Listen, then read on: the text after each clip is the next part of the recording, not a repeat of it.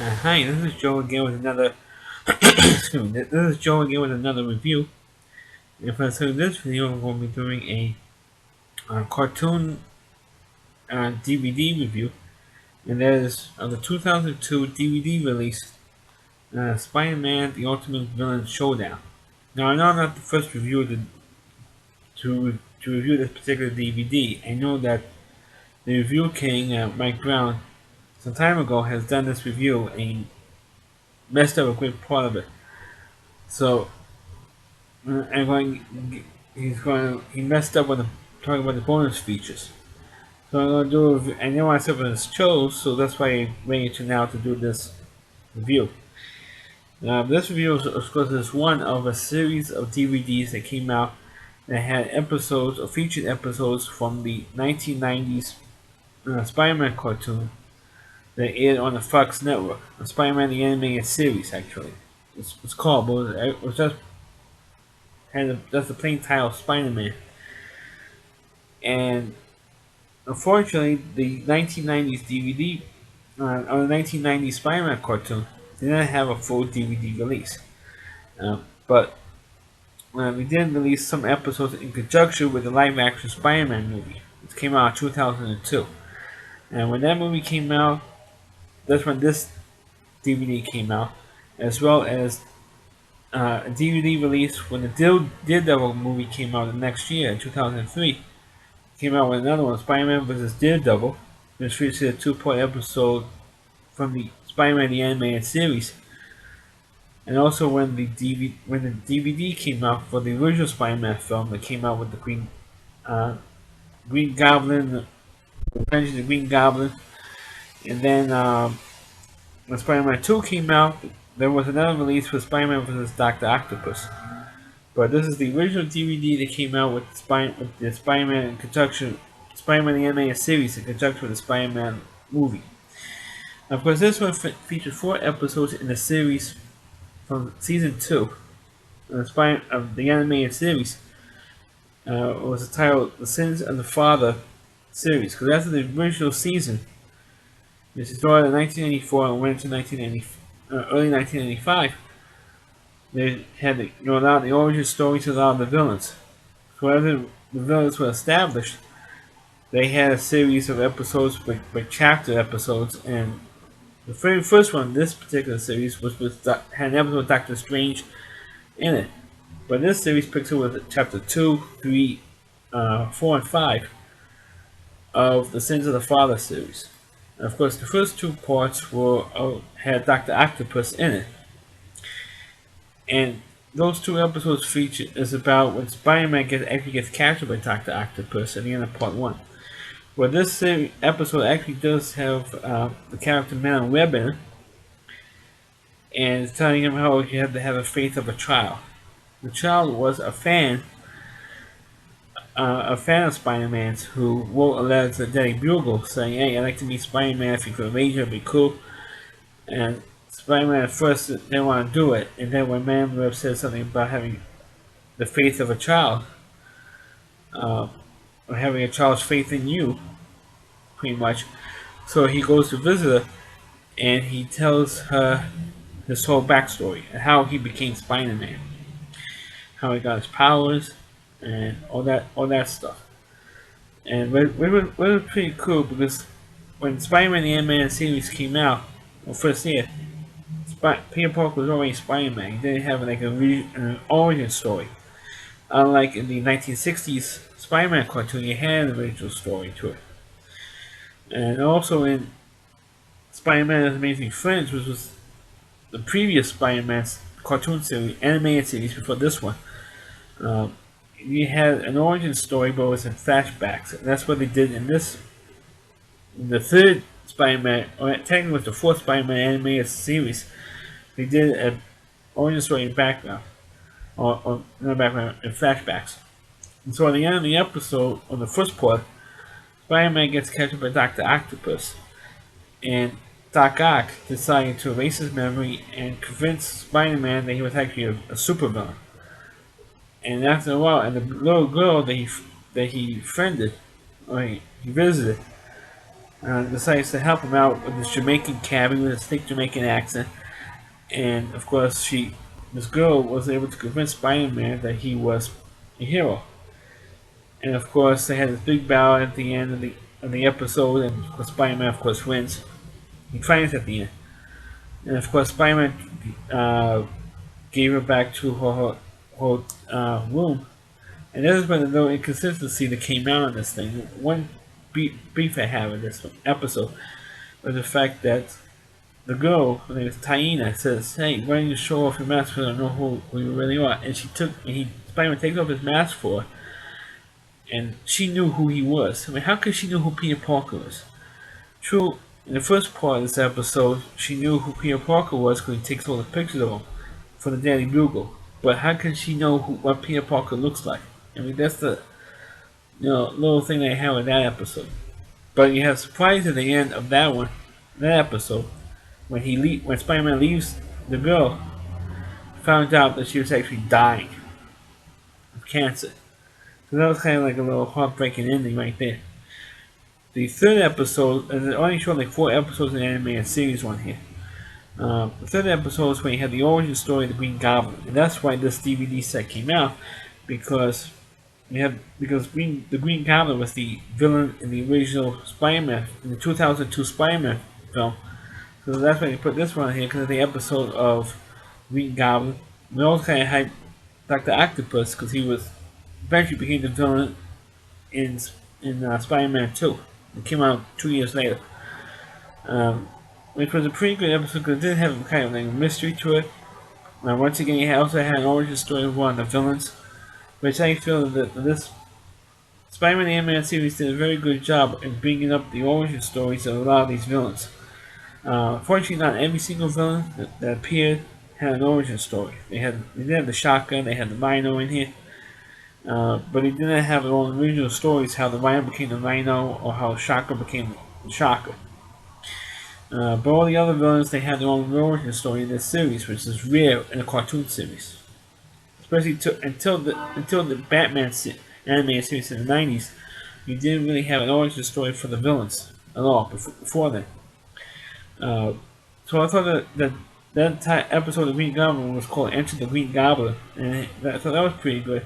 And then of course they had the other DVD set which they don't have, which is uh, Revenge of the Goblins, which brought in the Hobgoblin and brought back which the Hobgoblin episodes aired before this episode of the Green Goblin on this DVD set. Uh, so I thought it was pretty good because he didn't know if Harry Osborn became the Goblin or not. But Harry Osborn did eventually will become uh, Goblin Jr., I guess, towards the end of this Spider-Man the Animated Series run. The fourth episode was called Rocket Mesa, which happens to be about this black kid living in the ghetto in the projects, who gets always get into the wrong crowd, and everybody thought that he robbed somebody, even though he didn't. Technically, he didn't. And so he was going to get arrested again, and then, of course, trying to clear his name, become a costume villain. And he wanted to become a villain because everybody expected him to be a villain, so okay, become a villain to satisfy everybody. Spider-Man talked him out of it, his mother talked him out of it, and Felisa Hoy's character talked him out of it. And the reason why the Rocket Racer episode was the fourth and final one on the main program on this DVD, because it picked up right at the end of where the Green Goblin episode had ended. So you had the continuity thing on those two particular episodes, the end of the Green Goblin and the Rocket Racer, because it picks up where the previous episode had left off. So that's why they threw that one in there. But I thought that for the most part, the DVD was a pretty good one, and it is entertaining, especially for those who are Spider-Man fans who like the previous cartoon series. I know those ones are now on Disney XD, I think now. The Spider-Man Web Soldiers, I think it is. And Spider-Man vs. Sinister Six. I think those cartoons are. I haven't seen all that many episodes. I only seen like maybe, I can count on one hand how many episodes I've actually seen of those two particular animated series. I thought it was good, but not great. true, I'm getting too old to watch cartoons at my age, but I felt that it's not as good as the other previous cartoon series.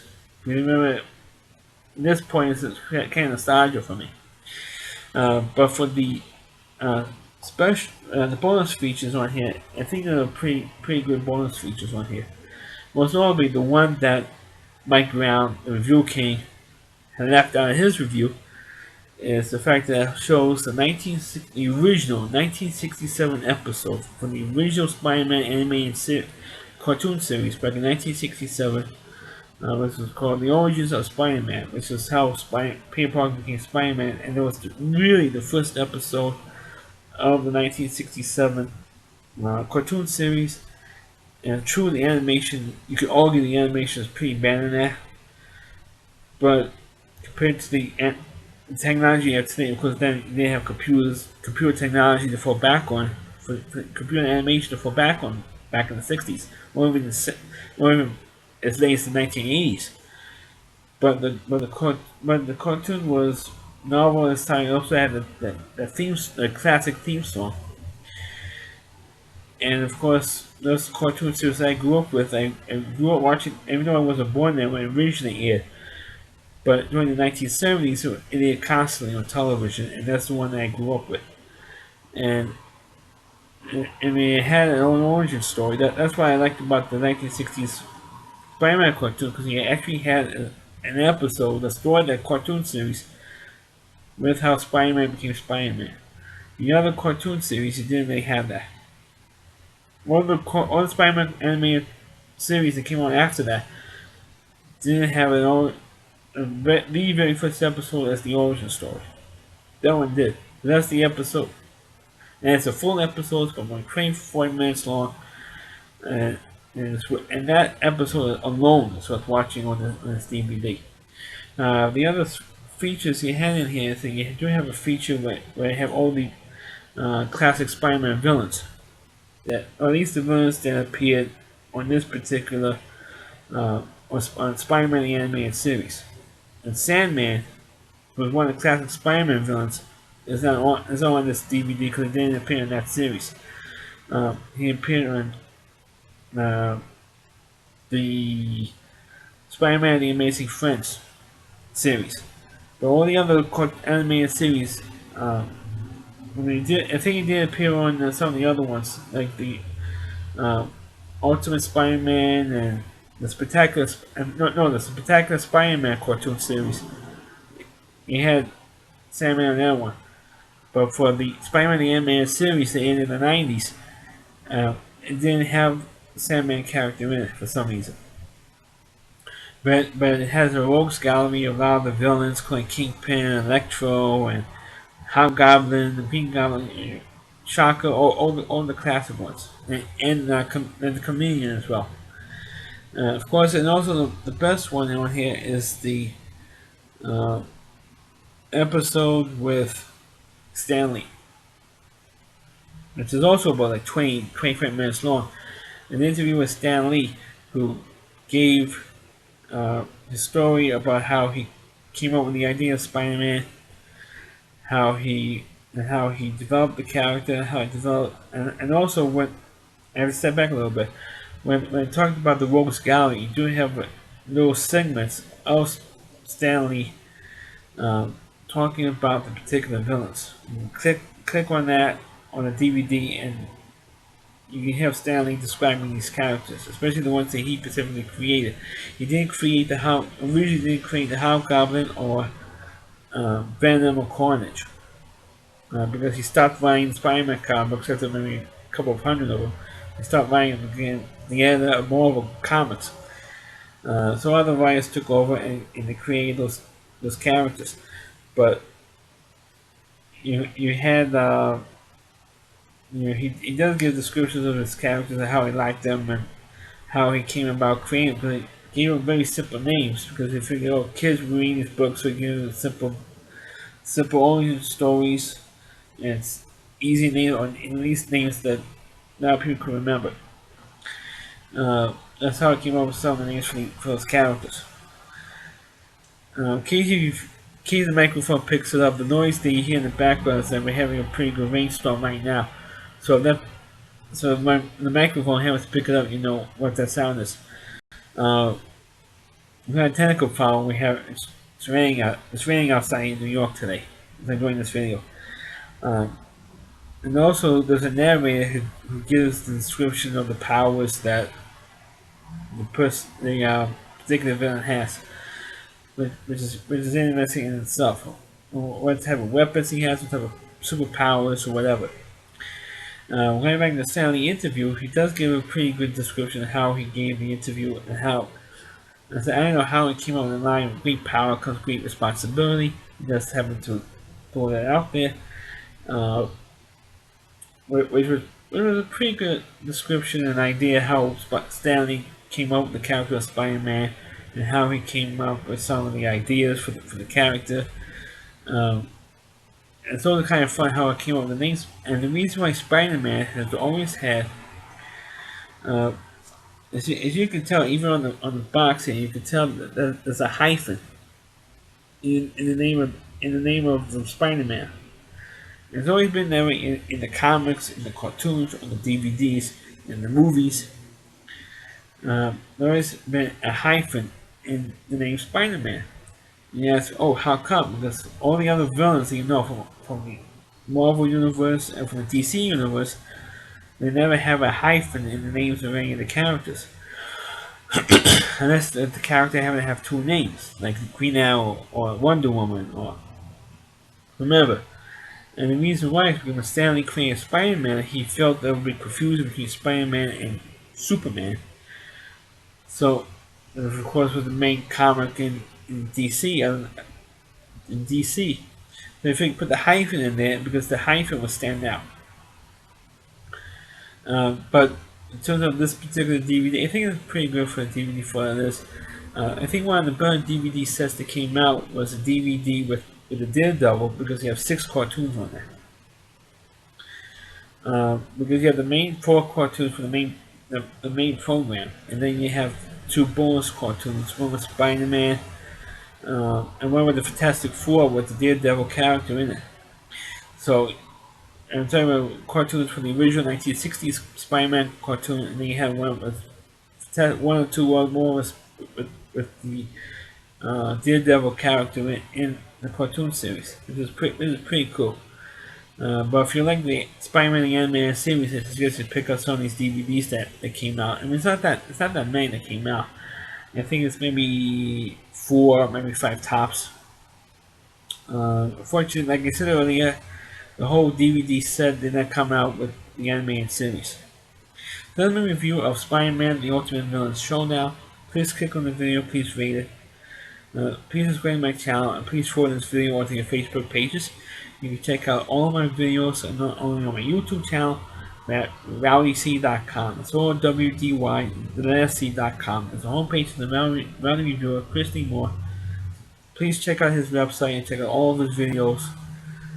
His TV, not only his TV trash videos, but also his all the other content on his website. Not just mine, not just his, but the other ones that are on his website as well. Check out his website and check out my videos on YouTube and his on rowdyc.com as well. Thank you for watching. Catch you next time.